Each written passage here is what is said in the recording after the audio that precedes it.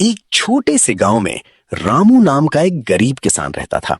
उसके पास बहुत कम जमीन थी, जिससे उसका परिवार मुश्किल से गुजर बसर करता था। लेकिन वो भगवान शिव का बहुत बड़ा भक्त था। वो हर रोज सुबह उठकर नदी में स्नान करता और मंदिर जाकर शिवलिंग पर जल चढ़ाता और हमेशा यही प्रार्थना करता कि उसका परिवार सुखी रहे। एक साल गांव में भयंकर सूखा पड़ा। बारिश बिल्कुल नहीं हुई और उसकी सारी फसल बर्बाद हो गई। घर में खाने तक की कमी हो गई। लेकिन फिर भी रामू का विश्वास नहीं टूटा।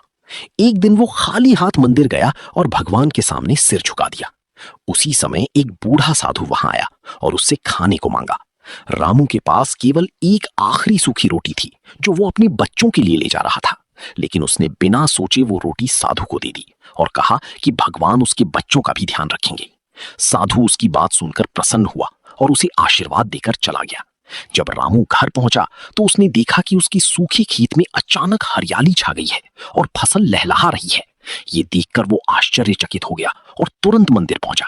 वहां उसे दिव्य दर्शन हुए और भगवान शिव ने प्रकट होकर बताया कि वही साधु के रूप में उसकी परीक्षा लेने आए थे।